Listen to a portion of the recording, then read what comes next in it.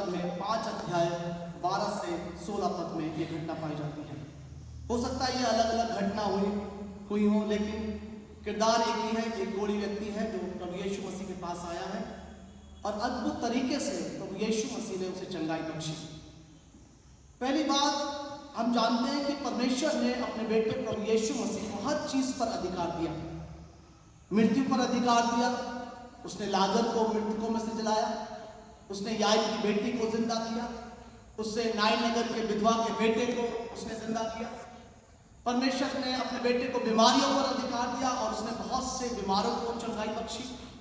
दुर्बलताओं पर हम देखते हैं कि लकवे के रोगी को, लंगड़े को, अंधे को और बहुत से बीमारों को प्रभु यीशु मसीह ने चंगाई बख्शी। इवन ना केवल बीमारियों पर, लेकिन दुष्ट आत्माओं से ग्रसित लोग आए और प्रभु यीशु मसीह ने उन्हें छुटकारा दिया। हम देखते हैं प्रभु यीशु मसीह को सृष्टि पर भी अधिकार था कि वो नाव में सो रहा था, अचानक से तूफान आया और प्रभु यीशु मसीह ने कहा शांत हो जा, तो वो शांत हो गया। तो तूफान भी उससे डरता है, उसके कहने को मानता है। उसने डैनियल जब शेरों की मान्यता, उसने शेरों के मुंह को बंद कर दिया। मछली को उसने आज्ञा दी कि तुझे योना को 3 दिन अपने पेट में रखना है। कौवे को उसने आज्ञा दी कि जाकर तुझे मेरे दास एलिया को खाना खिलाना है। तो पक्षी हो, जो लालची पक्षी है वो हो, जो खतरनाक जानवर शेर हो वो हो, या एक बड़ी मछली, हर चीज उसका कहना मानती है, क्योंकि खुदावन ने उसे हर चीज पर अधिकार दिया है और नंबर्स पर, गिनती पर अधिकार दिया है कि अद्भुत तरीके से प्रभु यीशु मसीह ने 5 रोटी और 2 मछली से कई हजार लोगों को खाना खिलाया। तो परमेश्वर ने उसे हर चीज पर अधिकार दिया है। और यहां पर हम देखते हैं कि जब प्रभु यीशु मसीह, अगर मत्ती रचित सुसमाचार 5 अध्याय से 7 अध्याय पढ़ेंगे तो पहली आयत में लिखा है कि तब वो भीड़ को देखकर कहां चढ़ गया? पहाड़। कहां चढ़ गया? पहाड़ पर चढ़ गया। और फिर 5 अध्याय से 7 अध्याय तक उसने बहुत से उपदेश दिए। And then again in the 8th chapter हम देखते हैं कि जब वो पहाड़ से उतरा तब एक बड़ी भीड़ उसके पीछे हो ली। तो भीड़ से हमेशा प्रभु यीशु मसीह घिरा रहता था, लेकिन भीड़ में कई प्रकार के लोग होते थे। एक जगह तो लिखा है, जब भीड़ थी तो एक लड़का, जवान लड़का कहने लगा, प्रभु यीशु मसीह मेरे भाई से कह दे कि हमारी प्रॉपर्टी आपस में बांट दें। यानी कि he was so influential figure कि अगर वो कह देगा तो काम हो जाएगा। कई बार फरीसी और सदूकी इसलिए कि कुछ उसमें दोष पाए और उसको पकड़ लें। कई बार लोग इसलिए कि मिरेकल्स होगा, शायद कुछ खाने को मिलेगा, आज भी शायद कुछ प्रभु भूखों को खाना खिलाए, शायद अंधों को आंखें दे, शायद लंगड़ों को चलाए। और हर प्रकार के लोग उस भीड़ में हुआ करते थे और कुछ लोग उद्धार के उद्देश्य से वहां पर आते थे। तो पहली चीज जो बताना चाहता हूं, ही इज सो अप्रोचेबल। आराम से आप प्रभु यीशु मसीह से क्या कर सकते हैं? अप्रोच कर सकते हैं। डरने की जरूरत नहीं है उससे। वो आप कैसी भी स्थिति में आए, आप कमजोर हो, आप राइचस हो, आपके अंदर बहुत से पाप हो, आप गरीब हो, आप अमीर हो, आप पापी हो, आप धर्मी हो, आप अच्छे दिखते हो या अच्छे ना दिखते हो, लिखा है हर प्रकार का व्यक्ति उसके पास आता था। एक धनी व्यक्ति भी उसके पास आता है, फरीसी भी आता है जो बहुत धर्मी है, और चुंगी लेने वाला भी उसके पास आता है, वो उसके साथ भी बैठकर खाना खाता है। तो ही सो अप्रोचेबल। लेकिन अगर हम अपनी अप्रोच की बात करें तो हमारी अप्रोच लिमिटेड है। हम सब लोगों से मुलाकात नहीं करते। हमारे पास हर व्यक्ति आकर मुझसे बात नहीं कर सकता। आपके पास भी हर व्यक्ति आके आपको गले नहीं लगा सकता, आपसे बात नहीं कर सकता, हेजिटेट करता है। लेकिन प्रभु यीशु मसीह के साथ ऐसा नहीं है। कोई भी आए आराम से उससे बात कर सकता है, उसके साथ फेलोशिप कर सकता है, उसको प्यार कर सकता है, उसको गले लगा सकता है। और ऐसा ही जीवन when we follow Christ, जब हम यीशु के पद चिन्हों पर चलते हैं तो मेरा और आपका जीवन भी ऐसा होना चाहिए कि मेरे जीवन में कोई डिस्क्रिमिनेशन नहीं होना चाहिए। मैं भी सबके लिए अप्रोचेबल हूं। मैं भी किसी की शक्ल देखकर, हम क्या करते हैं, शक्ल देखकर, बैकग्राउंड देखकर, पैसा देखकर, लेकिन प्रभु यीशु मसीह मुझे और आपको सिखाता है कि जैसा उसने जीवन जिया है वैसा मैं भी जीऊं। हमें भी सबको प्यार करना है, हमें भी कोई भेदभाव नहीं रखना है, हमें भी सबके साथ हमारी भी सीमा नहीं होनी चाहिए कि मैं उससे तो बात करूंगा लेकिन उससे बात मैं नहीं करूंगा। उसको तो मैं अपने घर में आदर दूंगा लेकिन दूसरे को मैं आदर नहीं करूंगा। जबकि हम देखते हैं कि यीशु मसीह फरीसी के घर में भी खाना खाता है और चुंगी लेने वाले के घर में भी वो रिस्पेक्टेड है, वो ऑनर्ड है। लेकिन हमारे जीवन में हम देखते हैं कि हम सीमित हमारा दायरा है, हम सबसे नहीं मिलते, हम सबसे बात नहीं करते, हम शक्ल या बैकग्राउंड देख के हमारा रिलेशन, हमारे संबंध होते हैं। लेकिन प्रभु यीशु मसीह मुझे सिखाना चाहता है, उसके पास बच्चे भी डायरेक्ट आते हैं और उसके पास बुजुर्ग भी डायरेक्ट आ सकते हैं। एक जगह तो लिखा है कि उसे इतना समय भी नहीं मिलता था कि वो विश्राम कर सके।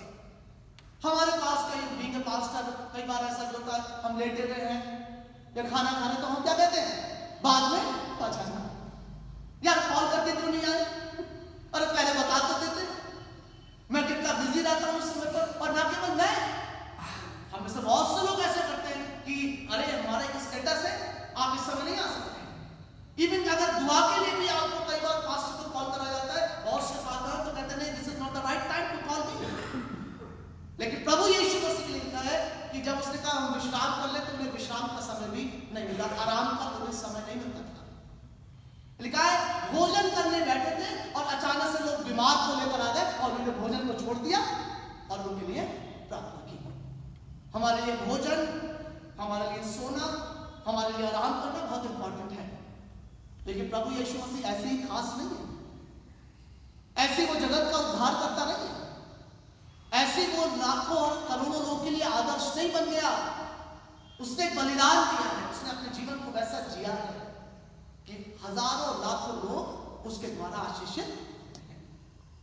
आपके जीवन में अगर आप चाहते हैं कि आप भी लोगों के लिए आइडल बने, अगर आप चाहते हैं आपके द्वारा भी लोग आशीषित जीवन जी सके, आप भी लोग में, समाज में, घर घर में आपका नाम लिया जाए। लिखा है स्त्री के लिए, लिखा है भली स्त्री कौन पा सकता है, लिखा है शोभा तो झूठी और सुंदरता व्यर्थ है, लेकिन जो स्त्री परमेश्वर का भय मानती है उसकी चर्चा घर घर में की जाती है। प्रभु यीशु मसीह खास इसलिए है, प्रभु यीशु मसीह आइडियल इसलिए, आदर इसलिए है क्योंकि उसने अपने जीवन में बलिदान किया है। उसका जीवन ऐसा है कि वो पक्षपात नहीं करता, उसका जीवन ऐसा है कि वो सबको माफ करने की क्षमता रखता है।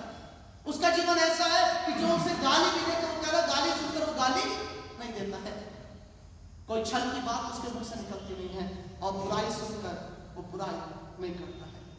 तो हिस्सो अप्रोचेबल, हर प्रकार का व्यक्ति, दुष्टात्मा वाले, बीमार, कमजोर, बच्चे, बुजुर्ग, लकवे के, अंधे के, हर व्यक्ति, अमीर, गरीब, सरदार, फरीसियों के सूबेदार, हर व्यक्ति उसके लिए, उसके पास हेजिटेट नहीं करता है, आराम से आकर अपनी बात को रख सकता है कि प्रभु मेरे साथ ये समस्या है।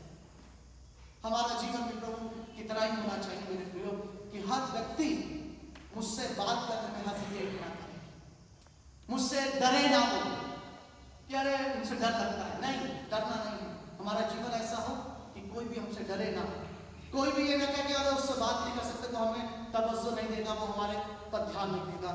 पहली चीज हमें सीखना है कि हम, लिखा है एक जगह कि वो आनंद के साथ, कैसे मिला, आनंद के साथ, कुड़कुड़ा कर नहीं। You give time sometimes to people, लेकिन कैसे कुड़कुड़ा कर, अरे ये कोई समय आने का, अरे समय आ गए, अब ये आएंगे, अब ये करने आएगा, अब लोग दुआ में जाना पड़ेगा। कई बार हम जगह के बारे में देखते हैं कि उसने कहा है जगह नीचे उतर आ, तो लिखा वो झट उतर आया और आनंद से अपने घर लेके, आनंद से। पादी साहब कई बार अनाउंस करते हैं कि भाई ये हमें करना है खुदा के भवन के लिए। कई बार प्रार्थना का अनाउंसमेंट हो जाता है कि उसके घर में एक स्पेशल प्रेयर की जाएगी और हम घर जाके बोल देते हैं, लोग अब भाई साहब ने अनाउंस कर दिया जबरदस्ती, अब घर में प्रार्थना करवानी पड़ेगी।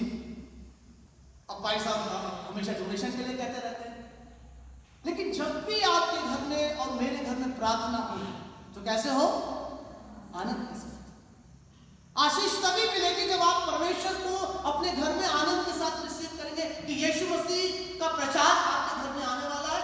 जगह आनंद के साथ आप यीशु को रिसीव तो कर कैसे? कुड़कुड़ाकर। दुआ तो करवाते हैं, लेकिन कैसे?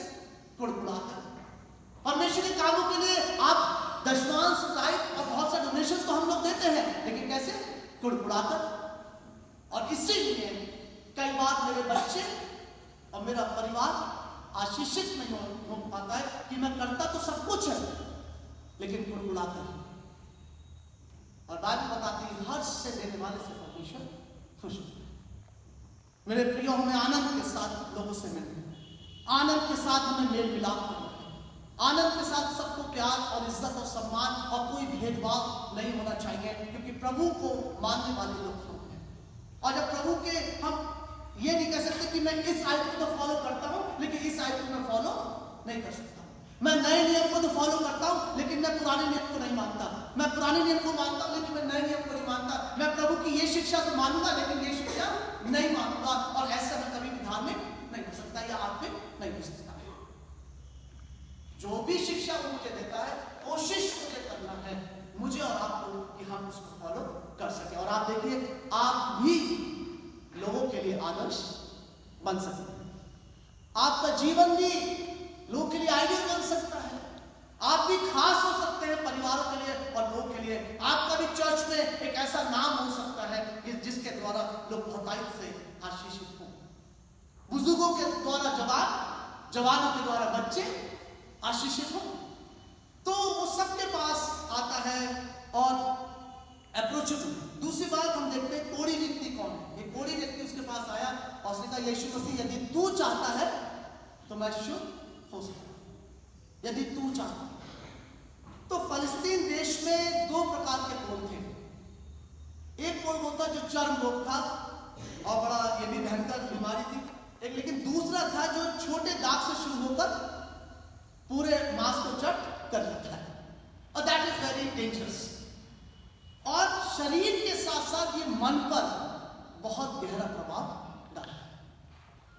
बेशक कई बार कोई बीमार ना हो, लेकिन हो सकता मन से मैं जरूर बीमार हो सकता हूं।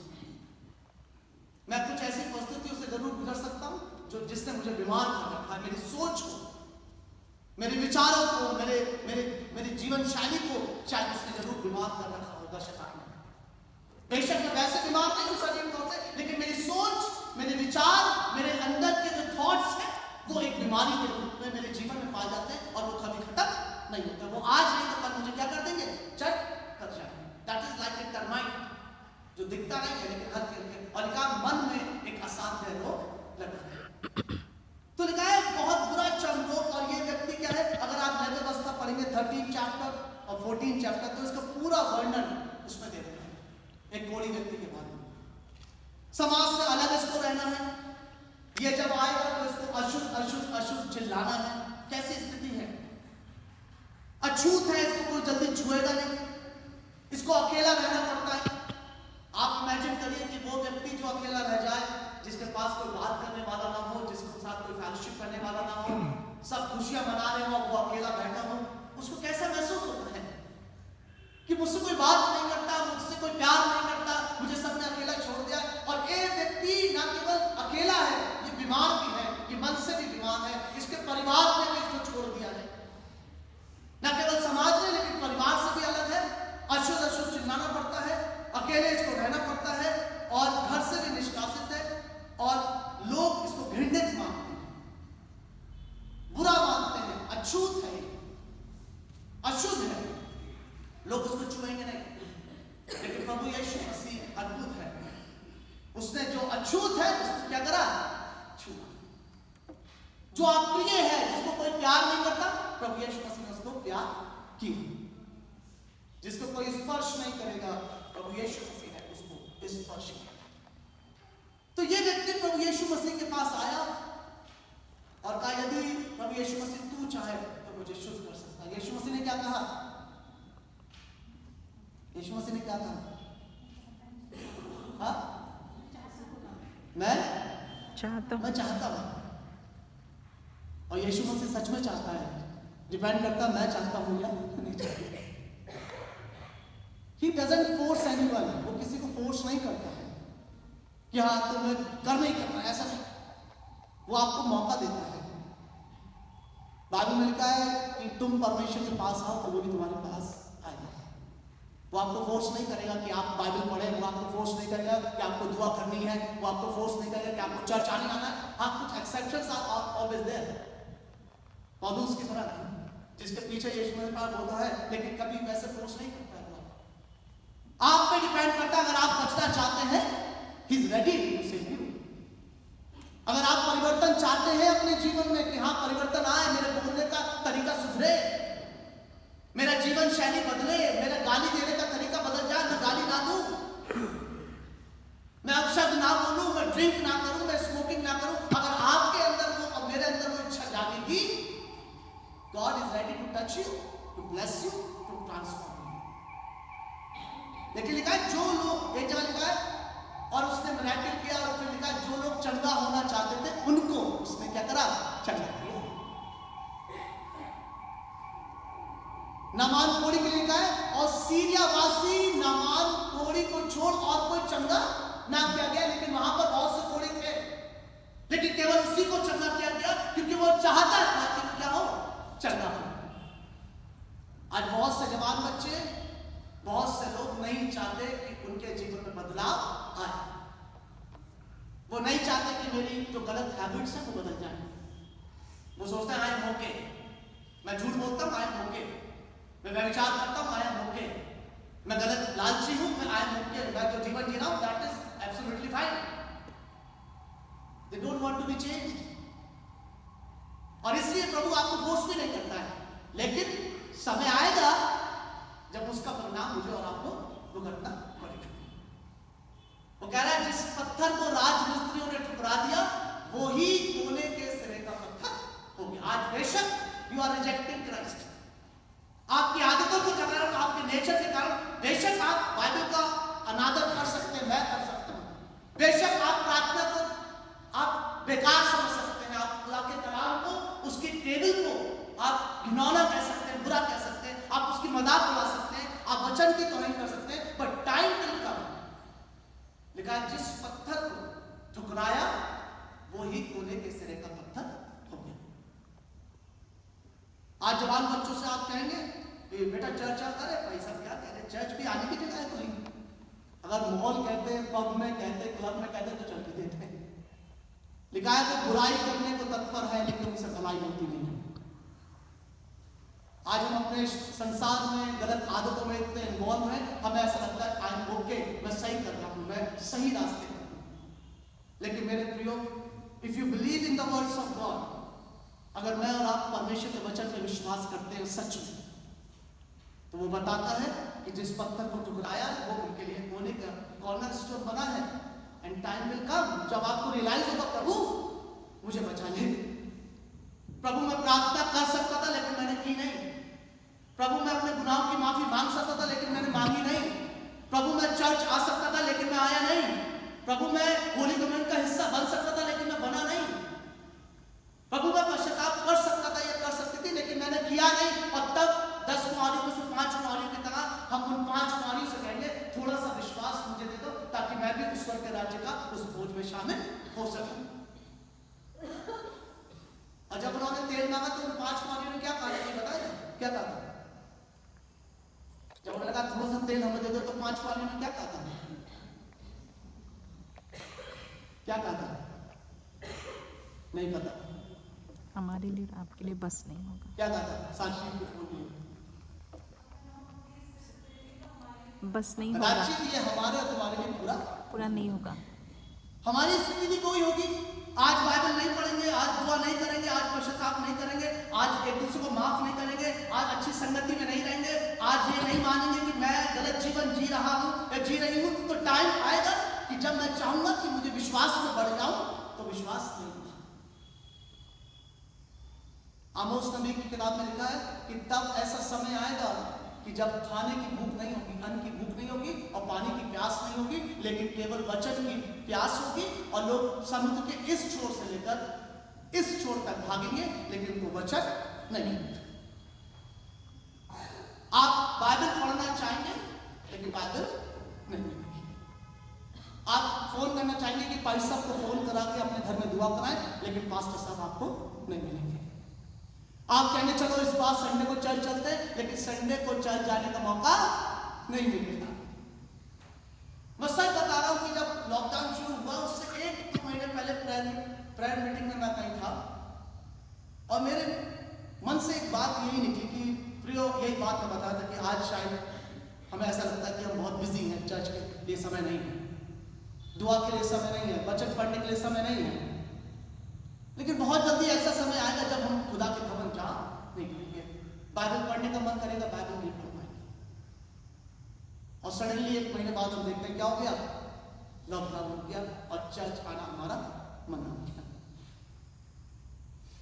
मैं एक वीडियो देख रहा था जिसमें एक पेटी आई और जैसे उसको खोला गया लोग पागल हो गए और लिखा है अपने उस किताब को निकालकर अपने दिल से लगाने लगे और रोने लगे और चूमने लगे, और वो बाइबल थी।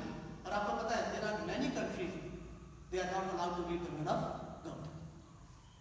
हमें इसकी इसलिए अहमियत नहीं क्योंकि हमारे पास ये है, जिस दिन ये हमसे छिन जाएगी तब मुझे इसकी वैल्यू पता लगेगी कि हाँ मेरे पास बाइबल थी, आज मैं पढ़ नहीं सकती। और आप कहते हैं मैं मोबाइल में पढ़ लूंगा, तो आपको लगता है कि जब बाइबल नहीं होगी तो मोबाइल आपके पास होगा। मेरे प्रियो, God is always willing to touch you, he is full of compassion, लेकिन मुझे डिसाइड करना है कि क्या मैं बचना चाहता हूं या चाहती हूं या नहीं, मैं अच्छा इंसान बनना चाहता हूं या नहीं, मैं एक दूसरे को माफ करना चाहता हूं या नहीं। ही विल नेवर फोर्स, वो आपको वो नहीं करेगा, ही इज ऑलवेज विलिंग, वो हमेशा तैयार है। और लिखा है केवल अलीशा ही चंगा हुआ क्योंकि वो चाहता था। लिखा है जो लोग चंगा होना चाहते थे उसने उनको चंगा किया। ऐसा नहीं और लोग नहीं थे, और भी थे, लेकिन जो लोग आए उनको उसने चंगा कर दिया। जैसे लिखा है तब लोग बालकों को, सब लोग नहीं लेकर आ रहे होंगे, कुछ लोग अपने बच्चों को यीशु के पास लेकर आए। आज कम लोग हैं चर्च में अपने बच्चों को लेकर आते हैं, कम लोग हैं जो प्रभु के बारे में अपने बच्चों को बताते हैं बच्चों को मेरे पास आना। तो पहली चीज ही इज अप्रोचेबल। दूसरा मैंने एक उस व्यक्ति जिसके अंदर ये व्याधि पाई जाती है उसको, और तीसरी चीज बताया he said I am willing to touch you, I am willing to save you. और जब उसने उसको चंगा किया तो लिखा है उसने उसको छुआ और वो तुरंत, लिखा तुरंत उसी घड़ी चंगा। Now he never hungered for popularity। उसने कहा कि जब वो चंगा हुआ तो क्या कहा उसने कि किसी से ना कहना, डोंट टेल टू एनीबॉडी, किसी को मत बताना ये बात कि मैंने तुझे चंगा किया। उसका रीजन भी है, उसका रीजन ये था कि प्रभु यीशु मसीह अपने आप को इतनी जल्दी रिवील नहीं करना चाहता था। मसाया अपनी जो मसीहा की बात है कि मैं एक मसाया हूं, लोग अभी जान नहीं पाए, लेकिन समय आएगा जब मैं उस चीज को रिवील करूंगा। तो वो समय उस समय नहीं आया था। उसने कहा अभी मत बताना, कंट्रोवर्सीज हो जाएंगी, लोग हल्ला मचा देंगे, कुछ बातें हो जाएंगी। उसने कहा यू कीप माइंड, वो भी एक रीजन है। लेकिन सच्चाई में भी अगर देखें तो प्रभु यीशु मसीह पॉपुलैरिटी के लिए कभी भूखा नहीं था। जैसे आज हम मैं इंक्लूडिंग नहीं, हम सब चाहते हैं पॉपुलर हो, फेम हो, नाम हो, वचन का हमारा प्रचार हो बहुत सा, लेकिन he never हंगर्ड for popularity, fame and name. Because the Lord is my banner, वो मेरा झंडा है, वो मुझे पॉपुलर करता है। और कैसे वो पॉपुलर हुआ? जब उसने मना कर दिया मत बताना किसी को, तब भी वो इतना पॉपुलर। लिखा है भीड़ की भीड़, लिखा है परंतु उसकी चर्चा और भी बढ़ती गई और भीड़ की भीड़ उसके सुनने के लिए और बीमारों से चंगा होने के लिए इकट्ठा हुई। क्यों इतना फैल गया, क्यों इतना पॉपुलर? जबकि वो कह रहा है किसी से बताना मत, किसी को कहना मत, भाई ये बात छुपा के रखना, कि don't tell to anybody, don't spread. लिखा है जब उसकी परीक्षा हुई विल्डरनेस में, तो लिखा है जब वो आत्मा से भरकर निकला तब उसका यश चालू है। When you are filled with Holy Spirit, when you are filled with His words, when you are filled with compassion, humbleness, prayer, आपका भी चर्चा हर जगह होती है। आपको बताने की जरूरत नहीं, आत्मिक व्यक्ति को जो पुश्तैनी अमीर होता है उसको बताने की जरूरत नहीं कि वो अमीर है। उसका बहुत सिंपल होता है रहन से, लेकिन ही इज रिच। आत्मिक व्यक्ति को मेरे प्रियो बताने की जरूरत नहीं होती कि वो आत्मिक है, उसके फलों से हम जान जाते हैं वो सच है। वो आप स्त्री को बताने की जरूरत है कि वो बहुत अच्छी स्त्री है, आप उसके जीवन से उसका मूल्यांकन करते हैं। उसको बताने की जरूरत नहीं, पॉपुलैरिटी का वो कभी भूखा नहीं रहा कि जाके बताना, फैला देना। क्या होता है पहली कन्वेंशन आप देखते हैं कि जब कन्वेंशन होती है तो बड़े बड़े पोस्टर लगते हैं, लेकिन पहले दिन हमेशा कम लोग होते हैं और दूसरे दिन बढ़ क्यों जाते हैं? क्यों बढ़ जाते हैं? क्योंकि जो लोग आशीषित हुए उस दिन वो जा जाके लोगों को बताते हैं कि एक प्रचारक आया, उससे आज हमें बहुत आशीष मिली। लोग विटनेस होते हैं। आपसे अगर लोग आशीषित हैं तो आपको फिर बताने की जरूरत नहीं है, आपके बारे में दूसरे घर में जाके वो जरूर बताएगा, उस स्त्री से मेरी मुलाकात हुई and I am so blessed. आप ऐसे पुरुष अगर हैं, अगर आप अच्छे व्यक्ति हैं तो लोग आपके बारे में खुद बोलेंगे कि वो भैया के जीवन से मैं बहुत आशीषित होता हूं, आपका प्रचार लोग करेंगे। कुरनेलियस के पास एक स्वर्गदूत आया और पतरस किसी और चमड़ा धंधा करने वाले के घर में प्रार्थना कर रहा था छत पर, और एक चादर आई और चादर में हर प्रकार का पशु और उसका मांस रखा और लिखा स्वर्गदूत आ गया उसके पास। वो तो अपने घर में था, लेकिन उसने स्वर्गदूत ने कहा एक उसके घर में एक व्यक्ति है पतरस नाम का, उसको बुला, उससे प्रार्थना कर। He did not tell to anyone कि मैं यहाँ प्रार्थना कर रहा हूँ, मुझे बुलाने आ जाना और मुझे को बुलाना, किसी और को मत बुलाना। स्वर्गदूत ने बताया उसको बुलाना। पवित्र आत्मा, जब आप सच में खुदावन के वचन के अनुसार जिएंगे, लोग आपको अपने आप जानने लगेंगे, आपका पॉपुलैरिटी अपने आप बढ़ेगी। लोग बताएंगे अरे वो बेटी है, वो जब प्रार्थना करती है लोग चंगे जाते हैं, जब वो गीत गाती है तो हमें इतनी आशीष मिलती है। वो नहीं बताएगी जाके, वो घर में बैठी है, लेकिन लोग आपके बारे में एक एक करके हजारों लाखों लोग में आपका प्रचार लोग करेंगे। विटनेस हमारे साथ अलग है, हम अपनी पॉपुलैरिटी चाहते हैं, अपना नेम और फेम चाहते हैं, लेकिन प्रभु यीशु मसीह इसलिए खास है, इसलिए आदर्श है कि वो कभी भी भीड़ को देखकर नहीं जाता। वो कहता है 2 या 3 जहां मेरे नाम से होते हैं मैं उनके बीच में होता हूं। वो 2 या 3 वो भीड़ को छोड़कर जगह के पास चला गया, वो भीड़ को छोड़ के एक सिंगल व्यक्ति के पास जाता है और उनसे बात करता है और उनके जीवन को बचाता है। और आखिरी बात बताना चाहता हूं, जब वो चंगा हो गया तो उसने क्या बोला, किसको दिखाना? याजक को दिखाना। याजक क्योंकि सर्टिफाई करेगा ये बीमार है या नहीं। तो प्रभु यीशु मसीह ये भी चाहता है कि चंगाई तो मैंने दी है, लेकिन तुम एक बार तो याजक को भी दिखाओ, प्रूफ, ताकि मिल जाए कि भाई तुम सच में चंगे हो या नहीं। और वो व्यवस्था को भी नहीं तोड़ना चाहता है, क्योंकि ये रूल है कि भाई याजक को भी दिखाना है। तो वो कह रहा है I have come to fulfil the law, not to abolish the law but to fulfil the law. मैं उसे खत्म करने नहीं, लेकिन उसे पूरा करने आया। और वो उसके भी खिलाफ नहीं है, वो कह रहा है कि जाकर याजकों को दिखा लो, और जब वो सर्टिफाई कर देंगे तब तो ये क्लियर हो जाएगा। जैसे कोरियो से कहा कि जाकर याजकों को दिखाओ, और लिखा जाते जाते वो शुद्ध हो गए। और यहाँ पर उसने कहा याजकों को दिखाओ ताकि, और जो चढ़ावा मूसा ने कराया है वो चढ़ाओ ताकि उन पर क्या हो? गवाही। That is most important.